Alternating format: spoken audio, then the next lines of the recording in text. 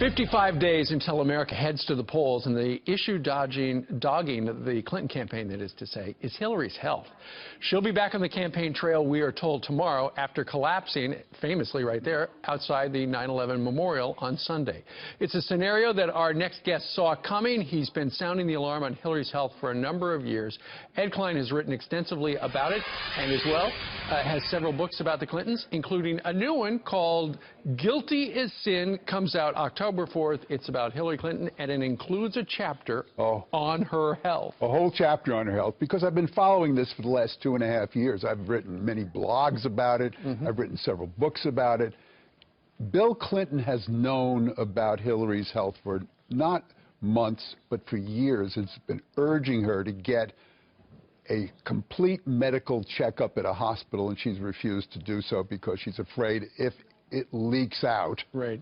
So this collapse that we saw the other day really had virtually nothing to do with her having pneumonia. This is much deeper than pneumonia. Does she do a lot of these fainting spells? Or we know of a couple of times when she's passed out. You know, I had an interview, and I'm sorry to pull out a piece of paper, but I got to do this, with a friend who said she's not steady on her feet. She frequently gets dizzy at home, even when she climbs stairs. This is a friend who speaks to her.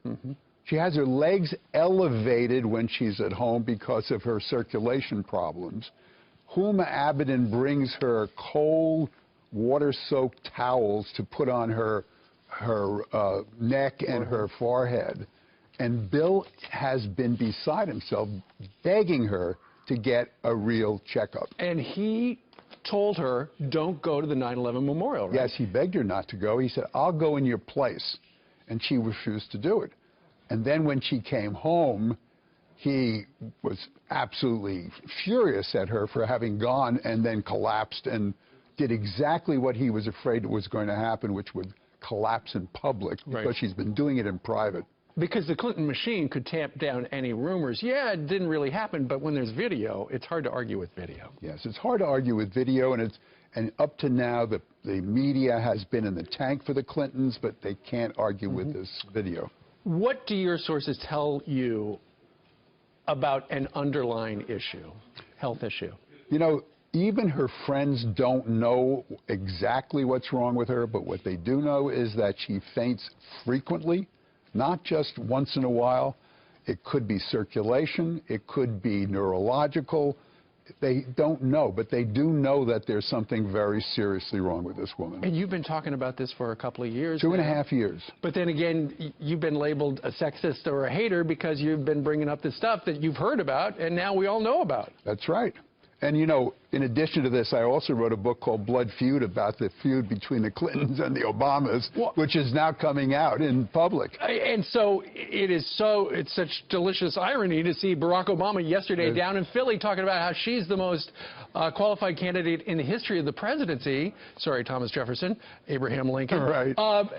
And yet they hate each other's guts because he beat her in 2008. And he really wanted Joe Biden or even Elizabeth Warren rather than Hillary Clinton, but now he's stuck with Hillary, and he's got to go with her. Let's say, God forbid, there's another medical episode caught on camera between now and election. That could be devastating. Well, surely, and the Democrats would then scramble to find a number 2 person. At this stage, it's not Tim Kaine, is it? Bill has gone to his old legal advisor and said, you know, there's talk about dumping my wife. Can you put together a legal team that, if that happens, they can block the effort to dump Hillary? So there's already, on Bill's side, an effort to try to stop that. You can't dump her because I'll sue you. That's right. Oh, man, oh, man. All right, his new book comes out on October 4th, Guilty as Sin. Ed Klein, thank you very much. Great to be with you.